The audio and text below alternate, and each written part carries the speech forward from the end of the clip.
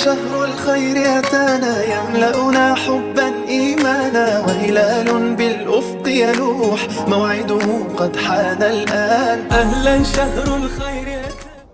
Assalamualaikum warahmatullahi wabarakatuh.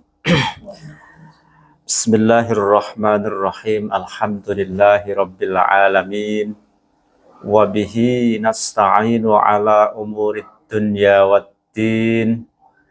Wassalatu wassalamu ala ashrafil anbiya'i wal mursalin wa ala alihi wa ashabihi ajma'in, amma ba'du.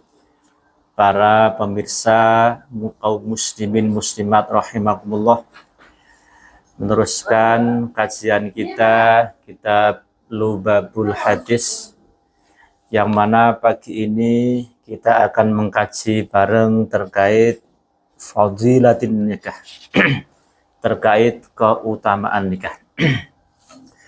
Bismillahirrahmanirrahim. Al-babul khamisu wal ishruna fi fadilatin nikah.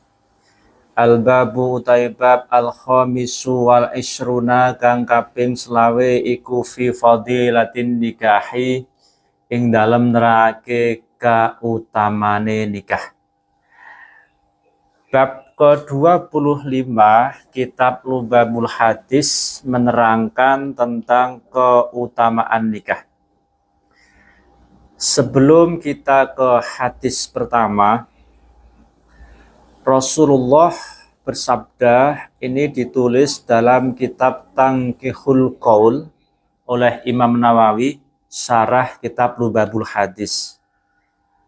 Rasulullah bersabda, man tarokat tazwija makhofatal ilati falaisa minna.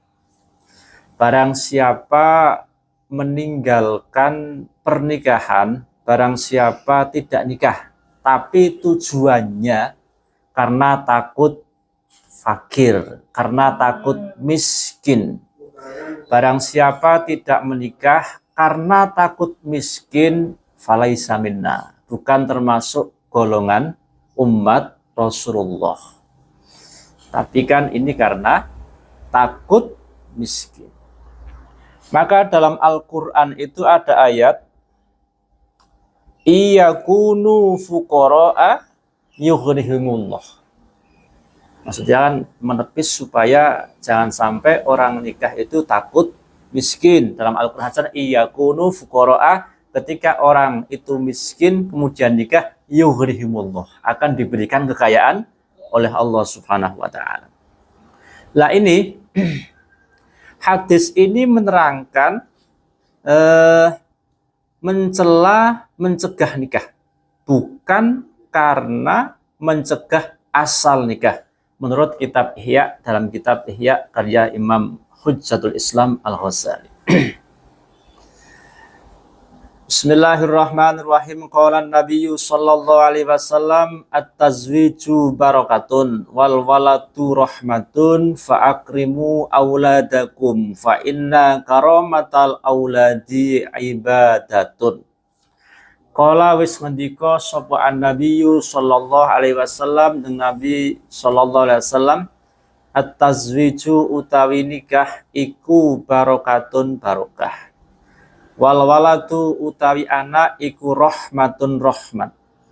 Fa akrimu mongko mulyakno sira kabeh auladakum ing pira-pira anake sira kabeh. Fa inna karamatal auladi mongko sak temene mulyane anak iku ibadatun, dadi ibadah. Menikah itu barokah. Barokah berarti tambah kebaikan, tambah kebaikannya. Kita sebelum menikah rezekine yo jatah awake dhewe. Tapi ketika menikah ono jatah bojo. Ketika ndek anak, ketika punya anak juga ada jatah rezeki untuk anak. Sudah banyak sekali survei membuktikan ketika punya anak sekolah, punya anak mondok, ternyata kita orang tua dimudahkan rezekinya oleh Allah dan cukup. Tapi ketika anak kita selesai dari pesantren ataupun selesai dari bangku sekolah, ternyata ya rezeki kita juga pas-pasan, nggak lebih-lebih banget. Berarti jatah rezeki itu sudah ada masing-masing. Nikah itu barokah, anak itu rahmat. Maka setiap orang yang menikah itu pasti mendapatkan anak. Pasti mendapatkan anak, entah bagaimana caranya. Misalkan ada seorang pasangan pasutri, pasangan suami istri dah lama belum punya anak, pasti berupaya bagaimana caranya punya anak, baik itu alternatif ataupun medis. Karena wal waladu rahmah, anak itu menjadi rahmat dan itu adalah amanat dari Allah Subhanahu wa taala. Maka ketika anak itu rahmat, maka muliakanlah anak-anak kalian. Cara memuliakan ya jelas memberikan nama yang baik. Kemudian diberikan pendidikan agama, pendidikan yang baik dan seterusnya. Diajarkan Al-Qur'an dan seterusnya, diajarkan siapa nabinya dan seterusnya. Karena itu memang kewajiban orang tua. Nah, ketika orang tua nggak mampu karena sesuatu hal nggak mampu, maka orang tua wajib untuk masrahkan anak kepada guru ngaji, baik itu TPQ, Madis Taklim, TPQ, Madin atau yang lainnya. Fa inna karamatal auladi ibadah, karena sungguhnya kemuliaan anak itu menjadi ibadah. Coba kita bayangkan ketika anak kita menjadi anak yang solih dan solihah, kita mendapatkan aliran pahala yang nggak pernah putus. Anak kita rajin sholat, anak kita rajin ngaji, rajin baca Al-Quran, anak kita selalu berbaik, berbuat baik, maka kita akan selalu mendapatkan pahala yang tidak terputus di antara satu dari tiga pahala yang tidak terputus. Wa qala alaihi salatu wassalamu an-nikahu sunnati faman rohiba an sunnati falaisa minni. Wa qala ngendika sapa Kanjeng Nabi alaihi salatu wassalam, an-nikahu utawi nikah iku sunnati, tindak lampahing sun Nabi. Faman mongko utawi sapane wong iku rohiba lamun sengit sapa man ngan sunnati saking tindak lampahing sun, saking sunnah ingsun, falaisa mongko ora ana sapa man, ora ana iku minni setengah saking golongan ingsun. Sebelum keterjemah, kata rohiba itu bisa diartikan senang, bisa diartikan benci, tergantung huruf jarnya apa. Di sini rohiba bertemu dengan huruf jar'an, maka artinya benci. Ketika rohiba bertemu dengan huruf jarfi, maka artinya senang atau cinta. Rubba rohibin fik, banyak sekali orang yang mencintaimu, karena bertemu dengan huruf jarfi. Tapi ketika rohiba an sunnati, rohiba bertemu dengan huruf jar'an artinya benci. Rasulullah bersabda, an nikah, nikah itu adalah sunnahku, nikah itu adalah perilakuku. Maka barang siapa benci sunnahku, maka bukan termasuk golonganku. Maka ketika mohon maaf ada orang yang sudah sampai usia, bahkan usianya sudah ada 40 tahun, 50 tahun kok belum nikah, jangan sekali-kali membenci sunnahnya Rasulullah. Memang mungkin belum ketemu jodoh saja. Jadi kan ketika orang belum nikah, yang penting tidak benci dengan sunnahnya Rasulullah. Wa qala alaihi salatu wassalamu al-harairu salahul baiti wal ima'u fasadul baiti, rawahu Tailami wa Tsa'labi an Abi Hurairah. Wa qala ngendika sapa Kanjeng Nabi alaihi salatu wassalam, al-harairu utawi pira-pira wadon merdeka iku salahul baiti, kebagusane omah. Wal ima'u utawi pira-pira wadon omah, wadon amat, budak perempuan, iku fasadul baiti, ngerusak ing omah. Hadis riwayat At-Tailami As-Sa'labi dari sahabat Abi Hurairah. Ini hadis tentang keutamaan nikah dengan wanita merdeka. Wanita-wanita merdeka itu adalah bisa membaguskan rumah, penataan rumah dan lain sebagainya. Sementara budak perempuan adalah bisa merusak rumah. Karena mohon maaf, ketika budak itu kan memang diperbolehkan diperjualbelikan. Ya, ketika diperjualbelikan kan otomatis campur tangan beberapa orang dan lain sebagainya kan pasti nanti akan berbeda. Kalau sekarang alhamdulillah tidak ada perbudakan. Perbudakan sudah dihapus, walaupun mungkin belum sesungguhnya ya. Secara sudah dihapus, tapi kan kadang-kadang masih ada orang yang belum merdeka sepenuhnya. Tapi kan secara resmi perbudakan sudah dihapus. TKW bukan budak, karena TKW bayaran. Sementara budak itu bekerja tanpa dibayar, cuma diberi makan dan boleh diperjualbelikan. Wa qala alaihi salatu wassalamu man arada ayyul qiyallahu tahiran mutahhiran falyatazawwajil haraira rawahu Ibnu Majah an Anas bin Malik. Wa qala ngendika sapa Rasulullah sallallahu alaihi wasallam man utawi sapane wong iku arada lamun ngarepake sapa man ayyul kiya ing yen to ketemu sapa man Allah ing Gusti Allah tahiran hali suci mutahhiran tur nyucikake fal yatazawwaj mongko becik rabiya sapa man al haraira ing pira-pira wadon merdeka. Berarti ragu siji. Rawahu Ibnu Majah an Anas. Cerdas ya. Karena di sini sifatnya jamak taksir, khurrah menjadi harair. Barang siapa ingin bertemu Allah Subhanahu wa taala, sowan Allah Subhanahu wa taala dalam keadaan suci, tahir mutahhir, maksudnya suci bukan dari najis tapi dari kotoran-kotoran yang maknawi. Maka hendaknya nikah wanita-wanita yang merdeka. Berarti ini dari lafal hadisnya seperti ini. Karena memang dalam Al-Qur'an pun redaksinya kan fankihu ma tabalakum minan nisa masna wa thulatha ruba, kemudian fa in khiftum alla ta'dilu fa wahidah, kan seperti itu. Nanti ketika PNS kan nggak boleh, kita harus seperti itu. Ketika abdi negara kan nggak boleh, kita harus seperti itu. Tapi sekarang ada kawin tidak tercatat ya. Oh iya, ternyata seperti itu. Ya.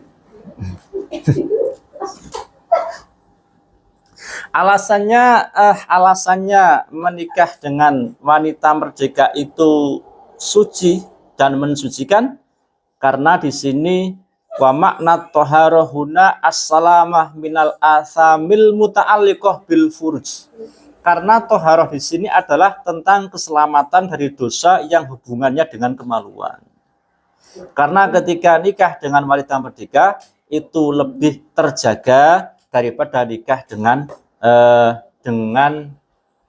perempuan-perempuan budak. Otomatis karena tadi kan budak boleh diperjualbelikan dan lain sebagainya. Bahkan kan kalau kita nggak menutup mata, kita membaca sejarah kan, banyak sekali orang-orang Arab yang punya amat, punya perempuan budak berpuluh bahkan ada ratusan dan seterusnya. Dan dalam kitab fikih kita itu dibahas amat itu boleh diapakan saja kan, dibahas di kitab fikih. Wa qala alaihi salatu wassalamu iltamisur rizqa bin nikahi. Wa qala ngendika sapa Nabi alaihi salatu wassalam iltamisu murya sira kabeh arrizqa ing rezeki bin nikahi kelawan nikah. Jadi di sini dikatakan carilah rezeki dengan nikah. Dengan nikah. Berarti salah satu fadilah nikah jalbur rezeki.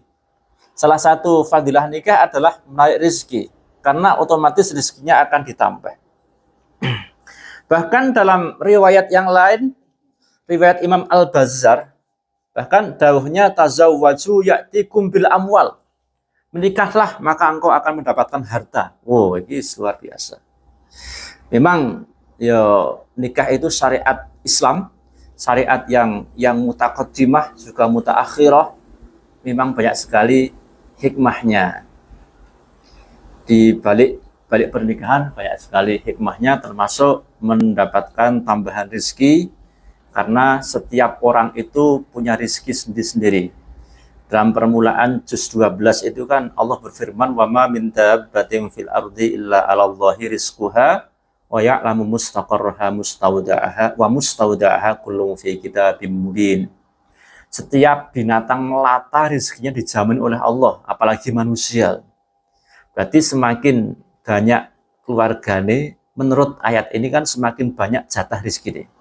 Mula orang-orang dulu itu ngomongnya banyak anak, banyak rezeki. Anak ya oke rezeki. Ini saya kadang-kadang ya mumet. Karena biaya pendidikan dan lain sebagainya. Maka ketika kita punya anak, ya dimaksimalkan pendidikannya. Iltamisur rizqa bin nikah. Carilah rezeki dengan nikah. Terus jangan sampai ketika kita nikah kemudian meninggalkan generasi-generasi yang dhaif, yang stunting. Kan nggak boleh. Kita nikah, anak itu adalah amanah, maka amanah harus dijaga sebaik-baiknya. Jangan sampai kemudian kok anak kita stunting karena kurang gizi. Berarti kan ya kita kurang menjaga amanah dari Allah Subhanahu wa taala. Wal yahshal ladzina law taraku min khalfihim dzurriyyatan dhi'afan al-ayah.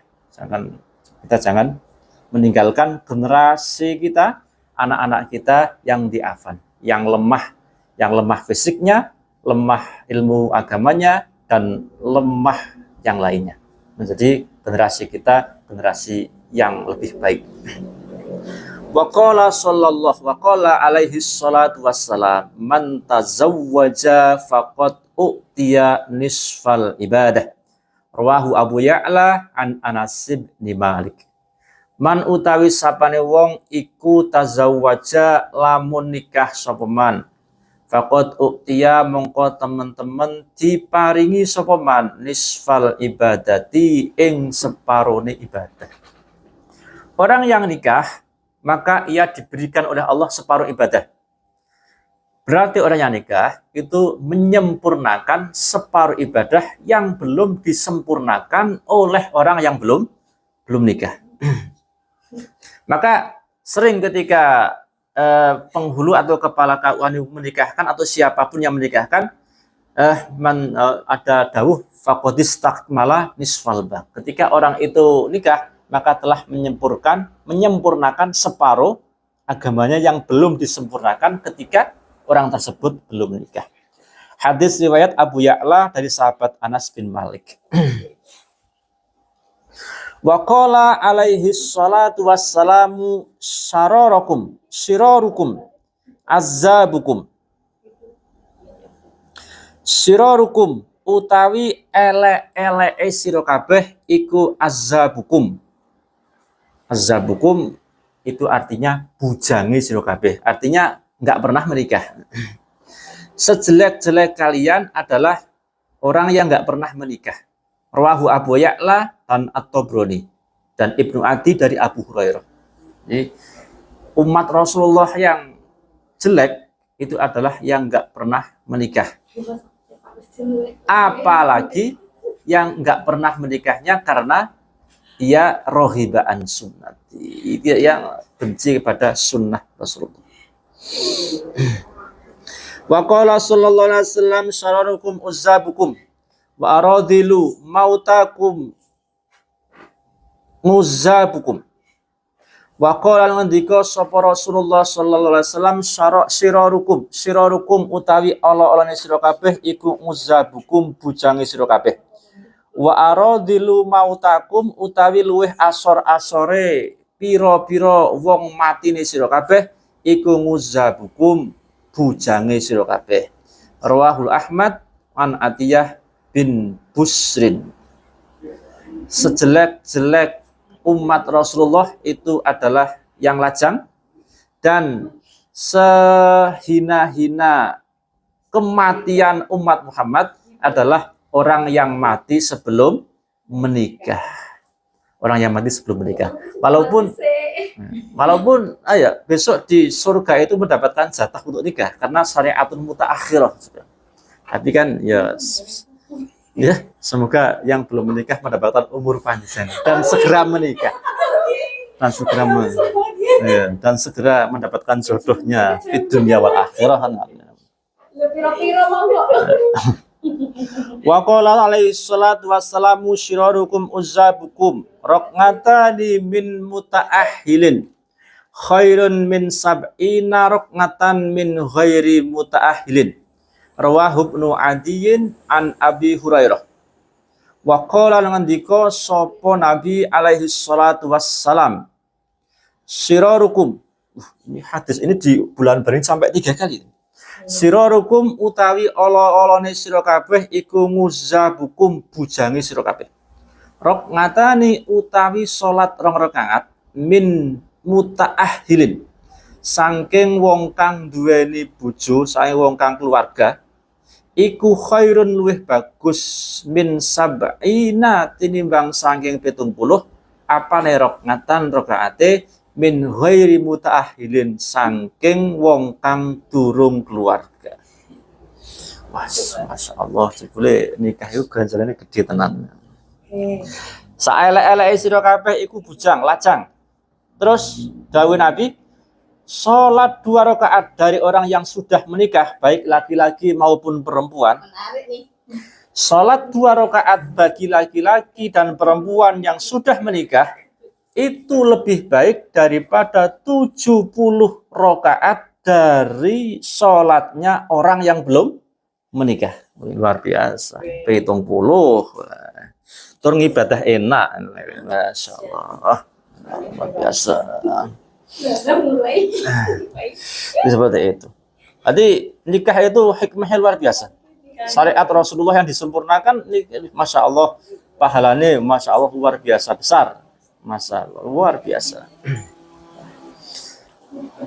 Siji banding 2 rakaat banding 70 bandingannya. Ping pira setiap harinya gitu. Salat wajibnya 5 ping 5, salat sunate wah luar biasa Masya Allah. Wa qala alaihi salatu wassalam ma'at amta zaujaka fa zaujataka fa huwa laka shadaqah. Ini hadis terakhir. Hadis terakhir. Wa qala ngendika sapa kanjeng Nabi alaihi salatu wassalam ma utahe perkara at amta kang wis aweh pangan sapa sira zaujataka ing bojo wadonira fa huwa mongko utahe ma laka kanggo sira iku sedekahun sedekah. Apapun yang diberikan, apapun makan, apapun nafkah yang diberikan suami kepada istri, karena mohon maaf yang wajib nafkah itu suami. Apapun nafkah yang diberikan suami kepada istri itu merupakan sedekah. Luar biasa, sedekah. Jadi sedekah itu kan tingkat-tingkatan. Ada sedekah yang diberikan kepada ahli ilmi, ada sedekah yang diberikan kepada orang tua, ada sedekah yang diberikan kepada keluarga atau istri. Itu semua kan pahalanya luar biasa, besar banget. Rahmati Gusti Allah, makan-makani bojo-bojone dhewe, makan-makani anake dhewe sing dadi tanggungane awake dhewe menjadi sedekah yang sangat besar. Pahalanya itu Masya Allah, rahmati Allah luar biasa. Bahkan dalam riwayat yang dikatakan nafkah suami yang diberikan kepada istri itu seperti dinar, uang emas yang diinfakkan fisabilillah, uang emas yang diinfakkan untuk memperjuangkan agama Allah Subhanahu wa Ta'ala. Satu riwayat mengatakan nafkah suami yang diberikan kepada istri itu seperti nafkah untuk jalan kebaikan dan seperti uang dinar yang diberikan untuk memerdekakan budak dan lain sebagainya. Pokoknya banyak banget lah. Oleh karena itu berarti kesimpulannya syariat Nabi kita, Nabi Muhammad SAW, itu semua mengandung hikmah yang luar biasa. Dan ini kan khosaisu hadhil ummah. Dan ini adalah kekhususan umat Nabi Muhammad SAW. Coba bayangkan nafkah keluargane wae mendapatkan pahala yang luar biasa. Padahal ya tanggung jawab ya awake dhewe. Full pahala. Makanya luar biasa. Alhamdulillah kita ditakdirkan oleh Allah Subhanahu wa taala menjadi umat Nabi Muhammad sallallahu alaihi wasallam. Terus kalau kita pelajari lagi terkait nikah. Ketika puasa, karena ini bulan puasa. Ketika puasa memang kan ketika puasa kan salah satu hal yang membatalkan puasa kan adalah hubungan suami istri di siang hari. Itu memang membatalkan puasa dan itu pun ada kafarah atau dendanya. Tapi Al-Quran pun memberikan solusi. Tidak kemudian saklek seperti ajaran Nabi Musa. Ketika ajaran Nabi Musa misalkan dicontohkan hari Sabtu itu umat Nabi Musa nggak boleh bekerja sama sekali. Khusus untuk beribadah. Contoh. Sehingga ketika umat Nabi Musa waktu itu hari Sabtu kok ada yang mencari ikan. Kemudian disabda, dikutuk oleh Allah menjadi kera. Tapi umat Nabi Muhammad nggak seperti itu. Hari Jumat adalah hari besar umat Islam untuk Jumatan, tapi tetap boleh ngantor, boleh bekerja, dan lain sebagainya. Yang penting ketika ada Jumat atau panggilan Jumat, sudah segera hadir ke masjid. Terus terkait nikah tadi. Hubungan suami istri pada waktu siang hari nggak boleh. Tapi kan ada solusi. Uhillat lakum lailatas syiyamir rafatsu ila nisaikum hunna libasul lakum wa antum libasul lahun. Siang nggak boleh, tapi malam boleh. Berarti selalu ada solusi. Alhamdulillah kita menjadi umat Nabi Muhammad SAW dan semoga iman dan Islam kita selalu terjaga beserta keluarga kita sampai kita sowan ke hadapan Allah Subhanahu wa taala dalam keadaan husnul khatimah. Cukup sekian, kira kurang lebihnya mohon maaf. Wallahul muwaffiq ila aqwamit thoriq. Assalamualaikum warahmatullahi wabarakatuh. Waalaikumsalam warahmatullahi wabarakatuh.